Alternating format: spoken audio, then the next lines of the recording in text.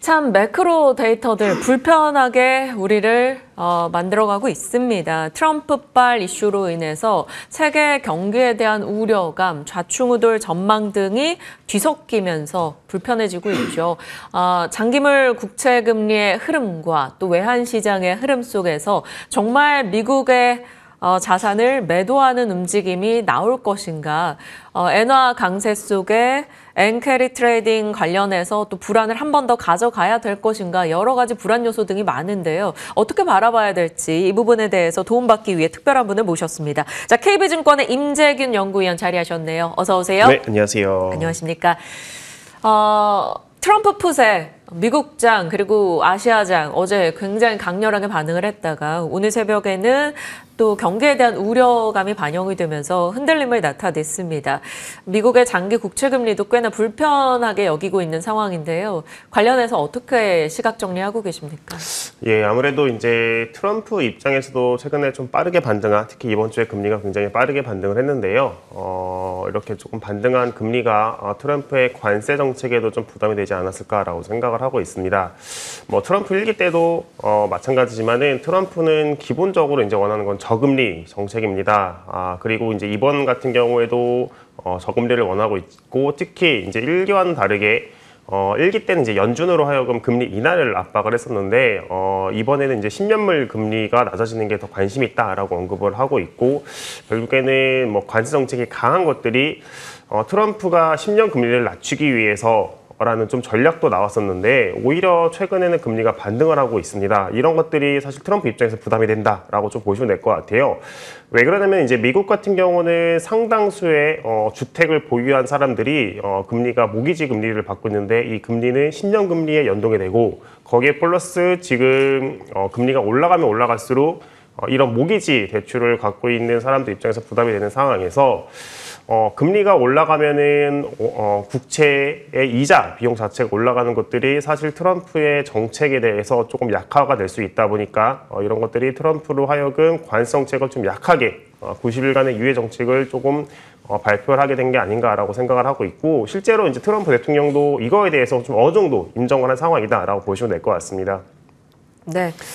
결국에는 이 국채 금리의 방향이 뭐 지지율이다라는 얘기도 있을 만큼 말씀 주신 대로 금리가 올라갈 경우 각종 이자 부담이 커지니까 지지율에 영향을 줄 수 있을 겁니다. 트럼프 대통령도 본인도 이자 부담이 커질 것이니 아무래도 이쪽 시장을 신경 쓴 유예 둔 90일 유예일 텐데요. 그렇다면 경기에 대해서는 어떻게 전망하고 계시는지 궁금합니다. 골드만삭스에서는 만약에 90일 유예가 진행이 될 경우는 경기 침체에 대한 전망을 좀 철회하겠다라고 입장을 내놓기도 했는데, 그럼에도 불구하고 밤사이 미장 흔들린 거 보면 여전히 경기 침체 우려를 안고 가는 것 같기도 해서요.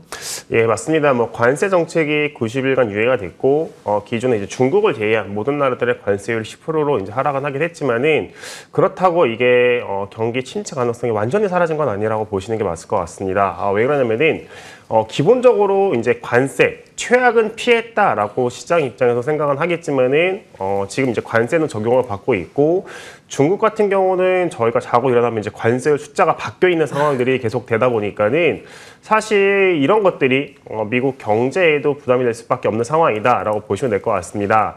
물론 이렇게 관세가 경기에 부담을 가면은 연준이 인하를 하면 되겠지만은, 지금 관세는 경기에 부담을 주면서 동시에 물가를 끌어올리는 요인이다라고 좀 보시면은 연준이 당장 인하를 하기에는 굉장히 좀 어려울 것 같아요.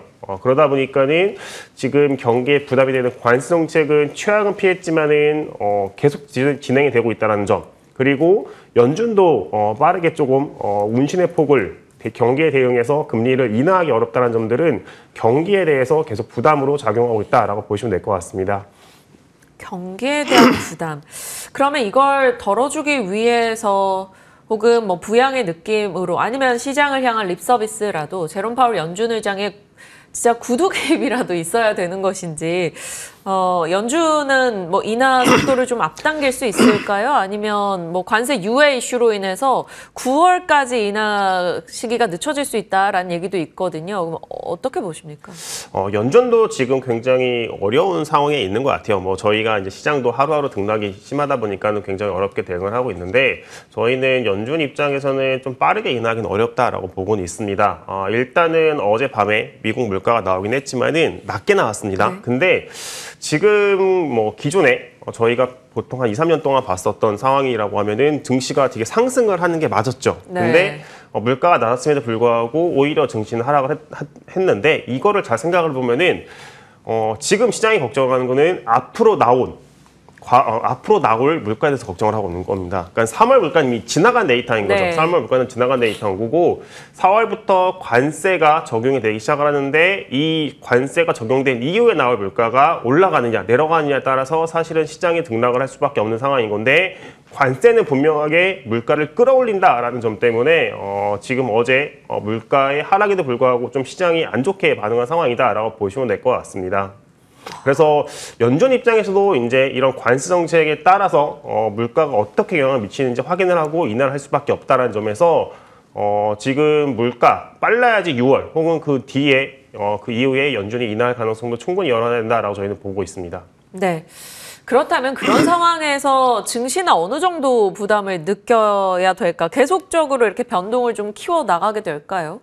뭐 관세 정책에 따라서 좀 당분간 변동성은 좀 불가피한 상황이다라고 보고 있습니다. 뭐 지금 어제장에도 보다시피 나스닥이 이제 장중에 7% 하락을 하다가 4% 하락으로 이제 마감을 했지만은 지금 이번 주 들어서 미국 증시의 변동폭이 굉장히 심한 상황이고요. 그리고 이제 이런 것들이 사실은 트럼프의 뉴스 하나, 언급 한마디에 굉장히 반응을 하고 있는데 지금 이런 것들은 좀 저희가 예측하는 게 굉장히 좀 어려운 상황인 거죠. 결국에는 대응을 할 수밖에 없는 상황이다라고 보시면 될 것 같고 저희가 이제 좀 중심을 잡아야 되는 게 하루하루의 뉴스보다는 이 관세 정책이 어떻게 흘러가고 있는지, 약해지고 있는지, 강해지고 있는지 이런 것들을 좀 보면서 좀 그때 그거에 맞춰서 대응을 해야 된다라고 보고 있고 이게 속도는 굉장히 좀 더딜 수밖에 없겠지만은 관세 정책이 약해진다라고 생각을 하면은 미국 증시의 변동성은 좀 낮아지면서 오히려 좀 반등하는 흐름을 보일 수 있다라고 저희는 바라보고 있습니다. 트럼프의 톤이 중요하겠고 그에 대응하는 중국의 톤도 중요해질 겁니다. 자, 일단 오늘 장 사실 전망 자체가 요즘엔 증시 전망이 너무나 의미도 없고 어렵습니다. 누군가의 말 한마디에 따라 계속 바뀌니까요. 8시 지났네요. 이제 대체거래소 프리마켓 오픈이 되고 시가총액 상위 종목들은 모두 2, 3% 정도 하락권의 출발 보여주고 있습니다. 오늘 전반적인 시장의 분위기는 어제 상승을 좀 되돌리는 형식으로 가게 될 것이고요. 눈에 띄는 것 중에 하나가 그린케미칼, 앞서 탄소 포집 저장 기술 관련한 종목으로 어제 상한가 시간 이제 장 마감 이후에 대체거래소 애프터마켓에서 상한가 말씀을 드렸었는데 프리마켓에도 이 종목도 13% 올라갑니다. 이런 쪽의 테마가 계속해서 형성이 될지 한번 보시죠. 자, 이제 중국의 톤도 굉장히 중요할 겁니다. 트럼프가 145% 얘기를 이제 백악관 측에서 다시 재산정을 해줬는데 중국이 일단은 협상이 필요하다, 근데 존중해라 이런 입장 정도로 내놓고 있어요. 시장에서는 중국이 위안화 절하하고 미국 국채 매도하면서 보복 조치를 할 거다 뭐 이런 얘기 등이 있는데 중국의 입장은 어떻게 보십니까? 뭐 중국 같은 경우는 이제 계속 보복이 나올 수밖에 없을 거는 같아요. 왜 그러냐면 이제 트럼프 대통령도 그렇고 시진핑 주석도 그렇고 둘 다 이제 이미지 자체가 스트롱맨입니다. 강한 남자인 상황에서 지금 강대강으로 맞붙는 상황에서 명분이 없이 좀 발을 빼는 것들은 조금 이제 자국 내에서의 여론을 좀 악화를 시킬 수 있다라고 저희는 보고 있고 중국 입장에서는 뭐 여러 가지 관세 정책을 발표를 하겠지만은 그 중에 또 하나 보복에 대응해서 미국채 매도랑 위안화 약세를 좀 유도하지 않을까라고 생각은 하고 있습니다. 특히 이제 이번 주에 미국채 금리가 상승을 하다 보니까는 뭐 중국에서의 미국채 매도 가능성이 굉장히 높게 거론이 되고 있습니다. 네, 뭐 이런 가능성이 현실화의 가능성을 완전히 뭐 0%로 보기는 어렵지만은 사실은 저희는 그 가능성 자체에 대해서는 좀 높지 않다라고 보고 있습니다. 왜 그러냐면은 중국이 보유하고 있는 미 국채가 이제 7천억 달러 정도가 됩니다. 굉장히 많아 보이는데 사실 이 모든 것들이 중국 정부가 들고 있는 게 아니죠. 중국 정부가 들고 있는 게 아니라 민간 기업도 상당 부분 들고 있는 상황에서 지금에서 이제 미국채를 매도를 하게 된다라고 했을 때는 손실을 감수할 수밖에 없는 상황입니다. 중국 정부야 미국과의 전쟁을 맞서면서 좀 이 정도의 손실을 감내하겠다라고 생각을 할 수 있지만은 중국 민간 기업 입장에서는 그 손실을 감내하는 건 좀 쉽지 않다라고 보고 있고 그렇기 때문에 저희는 실제 중국의 미국채 매도 가능성은 좀 낮지 않나라고 보고 있습니다. 다만 조금 이런 것들이 계속 거론이 되면서 투자 심리에 부정적 영향을 미친다라고 하면은 미국채 금리의 좀 상승 압력은 좀 지속될 수 있는 상황이다라고 저희는 바라보고 있습니다. 네. 계속해서 이게 뭐 명확하게 어떤 주체가 매도하고 있다라는 게 드러나고 있는 것은 아니지만 이런 것이 거론될수록 또 그것을 회피하고자 하는 국채 매도도 뒤따를 수 있기 때문에 미국 국채 금리의 상승 부분에 대해서도 가능성은 계속 열어둬야 될 겁니다. 밤사이 이제 10년물, 30년물이 뭐 여러 그런 맥락 속에서 올라가기도 했겠죠. 자, 환율 체크하겠습니다. 환율도 정말 막 10원, 20원씩 막 변동을 보이니까 어떻게 해야 될지 모르겠어요. 외환시장 어떻게 보세요? 환율 시장 좀 변동성도 어쩔 수 없을 것 같아요. 지금 결국에는 이 금융시장의 변동성, 뭐 주식, 채권, 환율 이 모든 것들이 다 지금 트럼프 대통령의 한마디 한마디에 좀 변동을 하고 있는 상황에서 환율 시장의 이런 변동성도 좀 불가피한 상황이다라고 보고는 있습니다. 다만 이렇게 환율 시장의 변동성에도 불구하고 저희가 이제 살펴봐야 되는 게 부정적 요인이 많냐? 아니면은 긍정적 요인이 많냐라고 봤을 때 저희는 환율 시장에서 봤을 때는 좀 긍정적 요인이 그래도 조금 보다 많지 않나라고 생각을 하고는 있어요. 왜 그러냐면은 일단은 트럼프의 관세 정책은 최악은 좀 피하고 있다, 최악은 지나고 있다라고 좀 보시면 될 것 같고 거기에 플러스 국내의 정치적 불확실성도 상당 부분 해소가 됐습니다.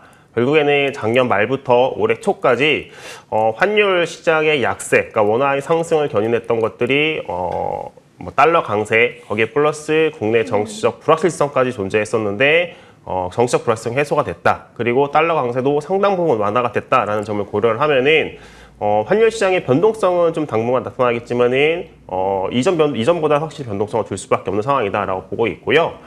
환율이 뭐 재차 1,500원으로 갈 수 있냐라고 봤을 때 좀 지금 상황에서 놓고 보면은 관세 정책이 더 강해지지 않는다라고 봤을 때는 좀 1,500원을 뚫고 올라가기엔 좀 어렵다라고 저희는 바라보고 있습니다.